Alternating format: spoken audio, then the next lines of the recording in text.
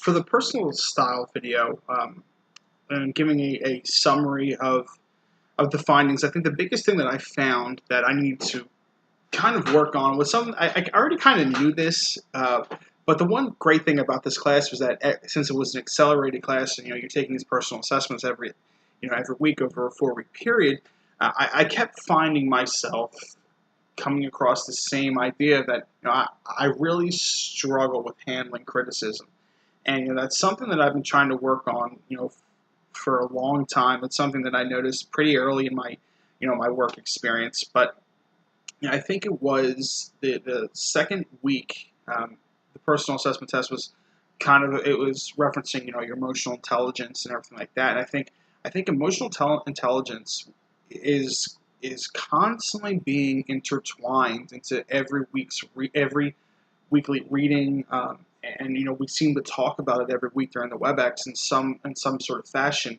But I believe the week two is the first question asked is how do you become defensive when criticized, and I do, and that's something that I would love to be able to work on going forward, because I think to be an effective leader, you have to be able to handle being criticized, because if you step back and say, okay, this person's attacking me, this person's most often than not is trying to help you, saying, Joe, you're doing this wrong. This is what you have to improve on.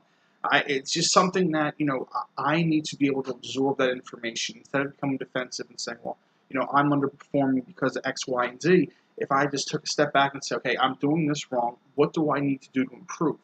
I think that's something that it's been a little bit more eye-opening. But the one thing that like I said, I loved about this was that you're taking this every week. So there are times throughout the course of this class where I've taken this test on like a Tuesday, and then come on Wednesday where someone would come up to me and say, Joe, you have to do this. And I'd say, okay, catch yourself, take a step back and say, okay, instead of me getting defensive, ask why I'm underperforming, or what I have to do to get better.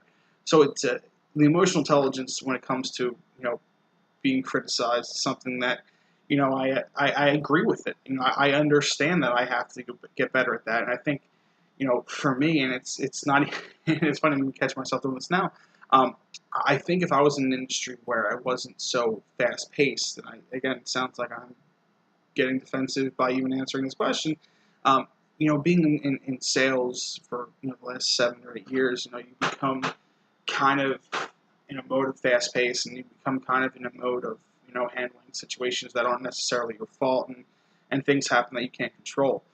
But I think that's one of the things that I definitely need to work on, is being able to take a step back and being able to handle criticism if I'm doing something wrong, instead of trying to improve. Stop getting defensive and stop trying to take blame on somebody else. An example that illustrates one of my strongest characteristics is, I think for me, I'm somebody that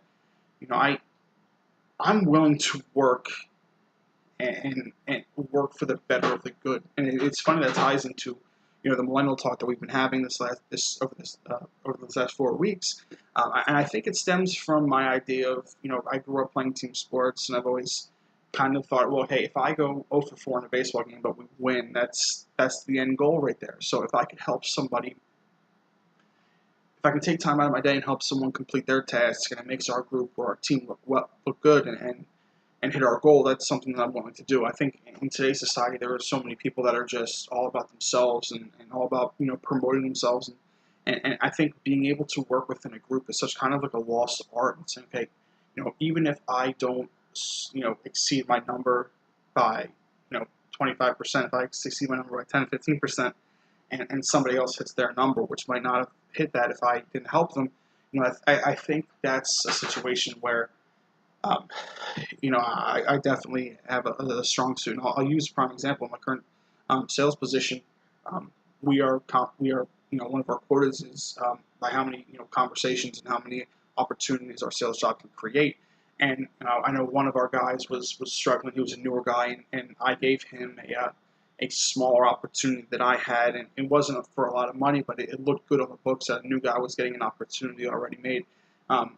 And I think the reason why I did that was because, like, look, I already hit my number for the month. I was looking good, and I just kind of didn't want. I was seeing him getting frustrated, and I was seeing he was a new young kid. I just wanted him to understand that there are people out there that are willing to help him. So I guess that's a prime example of this. But ways that I want to develop myself is honestly, it's taking more of these personal assessment tests because I get them every week through work, and more often than not, I see a lot of people just deleting them or putting them in their spam folders. They never have to answer them again.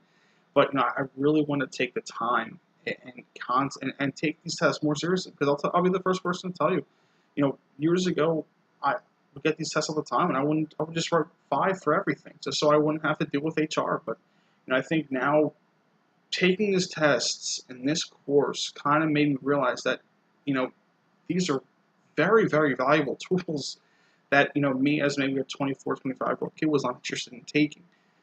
But to say that I'm going to fix something in the next 6 months, the next year, I don't think that's a realistic expectation because we are always developing as employees. We are always learning new things. We're always finding out new things about ourselves. So I look at myself.